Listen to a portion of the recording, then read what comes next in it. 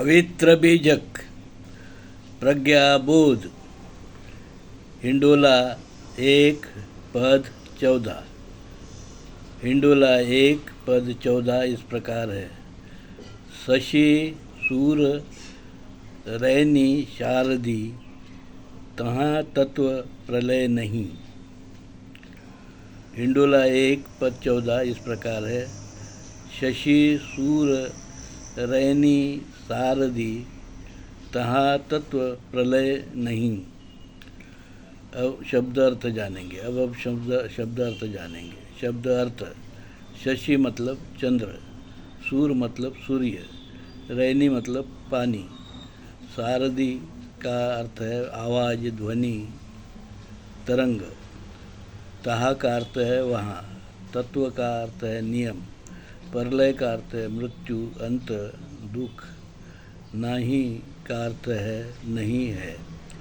अब हम प्रज्ञाबोध जानेंगे। प्रज्ञाबोध: परमात्मा कबीर हिंडोला के इस पद में कहते हैं, भाइयों, मैं उस जगह आपको लेकर जाना चाहता हूँ जहाँ न चंद्र है, न सूर्य है, न तारे, न पानी, न हवा, न ध्वनि, न तरंग, न वहाँ प्रलय है, न नियम है, न जन्म मृत्यु का भय है, न सुख है, न दुख है, न इच्छा है, न तृष्णा है, केवल परम शांति, परम आनंद, अभय, वो जगह है चेतन तत्व राम का निज धाम, परमात्मा कबीर स्थान की निर्मल कुटी, मोक्ष निर्वाण निज दौलत। और उसका मार्ग है मेरा बताया हुआ सदधर्म, समता धर्म, सत्य धर्म, सनातन पुरातन, आद्य धर्म, लोक धर्म, आदिवासी धर्म, मूल भारतीय हिंदू धर्म को कबीर साहब ने मोक्ष का मार्ग बताया है।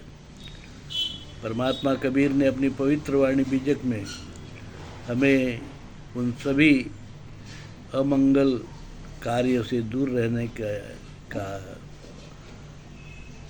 जो है शिक्षा दी है।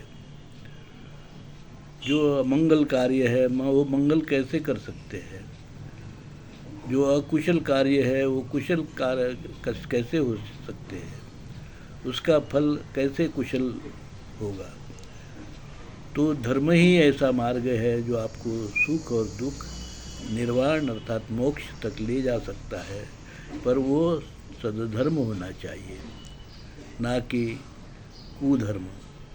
जैसे कि हम देखते हैं मूल भारतीय हिंदू धर्म शील सदाचार का धर्म है, भाईचारा का धर्म है, समता और ममता का धर्म है, अहिंसा और परोपकार का धर्म है, विश्व बंधुत्व का धर्म है,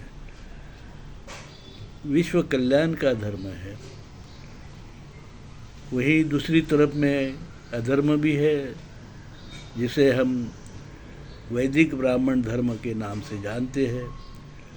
उस धर्म में विषमता है, भेदभाव है, शोषण है, छुआछूत है, जातिवाद है, हिंसा है, प्राणी की होम हवन में बलि है, झूठ है, मक्कारी है, अंधविश्वास है, और वहाँ जो देवता है वो भी जो है जो शील सदाचार का कोई पालन नहीं करते हैं।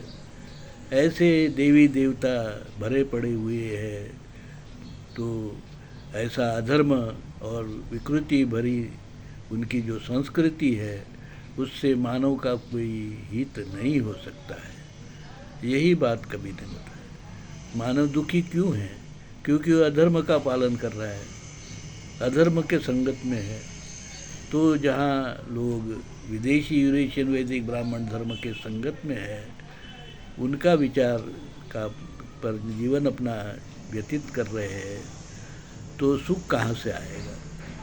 यही बात कबीर साहब हमें बार बार बताते हैं कि आप सुख चाहते हो, शांति चाहते हो, तो आपको जो है अधर्म छोड़ना होगा, विदेशी यूरेशियन वैदिक ब्राह्मण धर्म का। कबीर साहब ने उस समय में जो धर्म नाम से लोग जिसका पालन करते थे, प्रचार प्रसार करते थे, उसमें जो तुर्की धर्म था, जिसे मुस्लिम धर्म कहते हैं। वैदिक ब्राह्मण धर्म था, जो यूरेशिया से विदेशी यूरेशियन वैदिक ब्राह्मण धर्मी लोग अपने साथ लाए थे। ये दो धर्म थे। और मुस्लिम सत्ता थी बहुत जगह, तुर्की धर्म की सत्ता थी, और लोग तुर्की धर्म, हिंदू धर्म से तुर्की धर्म में उनको धर्मांतरित किया जा रहा था। लोग वैसे ही विदेशी यूरेशियन वैदिक ब्राह्मण धर्म से परेशान थे। जातिवाद, वर्णवाद, ऊंच नीच, भेदाभेद, अस्पृश्यता, विषमता, शोषण आदि से। तो कुछ लोग मुस्लिम धर्म में, तुर्की धर्म में अपना धर्मांतर कर रहे थे। उस समय में कबीर साहब कह रहे थे, भाई राम रहीम एक ही है, कृष्ण और करीम एक ही है।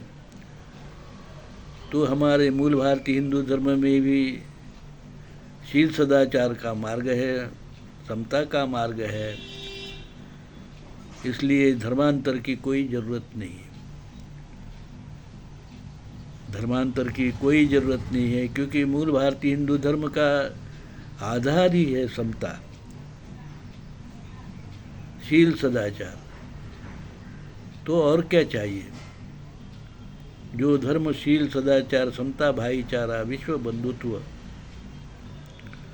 अहिंसा, परोपकार पर है, जिसका आधार है, जो आपको परम सुख दिलाना चाहता है। यहाँ कोई वर्ण नहीं है, जाति नहीं है, ऊंच नीच, भेदाभेद, अस्पृश्यता, विषमता, शोषण नहीं है। और उसी के साथ तो हमारी तुर्की मुस्लिम धर्म आने के पहले लड़ाई चल रही है विदेशी यूरेशियन वैदिक ब्राह्मण धर्म के साथ में, जो अपना गंदा विचार यूरेशिया से लेके आए और उन्होंने यहाँ के मूल भारतीय हिंदू धर्म पर अपना जो विदेशी यूरेशियन वैदिक ब्राह्मण धर्म की विषैली डाल प्रत्यारोपित किया, उसको कबीर साहब ने उखाड़ कर अलग कर दिया। कहा ये धर्म अलग है, हमारा धर्म अलग है, मूल भारतीय हिंदू धर्म अलग है, वैदिक ब्राह्मण धर्म अलग है। तो इस प्रकार से तीन धर्म, विदेशी यूरेशियन वैदिक ब्राह्मण धर्म जो विषमतावादी था, मूल भारतीय हिंदू धर्म जो शील और सदाचार का धर्म कबीर साहब बता रहे थे, और एक तीसरा धर्म जो बाहर से तुर्क से आ रहा था यहाँ शासक होने के कारण, ऐसा तिकोना संघर्ष था। और जो जैन धर्म और बौद्ध धर्म, वो करीब करीब विदेशी यूरेशियन वैदिक ब्राह्मण धर्मी लोगों ने उनको नामशेष कर दिया था। यूरेशियन वैदिक ब्राह्मण धर्मी लोगों ने 8वीं शताब्दी में बहुत बड़ा षड्यंत्र कर बौद्धों के जो विहार और मठ थे, उनके ऊपर बने बनाए हुए मंदिर, उनके ऊपर में वहाँ घुस पर उस पर कब्जा किया। शंकराचार्य नाम का एक जो केरली ब्राह्मण लड़का था, उसने कुछ इधर उधर के लड़के और जो अखाड़े जो बने हुए थे, उसके बलबूते बौद्धों के और जैनों के मंदिर हथिया लिए। कोई भी शंकराचार्य उनके खुद के बनाए हुए मकान में, मठ में नहीं रहता है। सारे मठ, शंकराचार्य के सारे मठ, ब्राह्मणों के सारे मंदिर या तो जैनों के हैं या बौद्धों के हैं। और हम मूल भारतीय हिंदू धर्मी तो सभी तत्व में परम तत्व चेतन राम देखते हैं। हमें किसी मंदिर मस्जिद की ज़रूरत नहीं है, न पूजा करते हैं मंदिरों में, मठों में, क्योंकि हमारा राम तो अंतरात्मा में है, मन की शुद्धि में है। मन की शांति में है, शील सदाचार में है। शील सदाचार का कहाँ मंदिर बनाएंगे, विश्व बंधुत्व का कहाँ मंदिर बनाएंगे, शांति का कहाँ मंदिर बनाएंगे, समता का कहाँ मंदिर बनाएंगे, कौन सी मूर्ति बनाएंगे। तो भाइयों, हमें जो गुण है, हम गुणों की पूजा करने वाले, गुणों को मानने वाले लोग हैं। और क्या है गुण? गुण है निराकार निरगुण चेतन तत्व राम। हम चेतन तत्व राम को मानने वाले लोग हैं। और चेतन तत्व राम का निज धाम जो है वही शांति है, वही निर्वाण है, वही मोक्ष है। और वो कब प्राप्त होता है? जब हम शील सदाचार का मूल भारतीय हिंदू धर्म का पालन करते हैं। आज पूरे विश्व को इसकी ज़रूरत है। आइए आप भी इस काम में हमारे साथ में जुड़ जाइए। आपका कल्याण हो, इसी कामना के साथ में मैं आपको साधुवाद देता हूँ। साधु साधु साधु।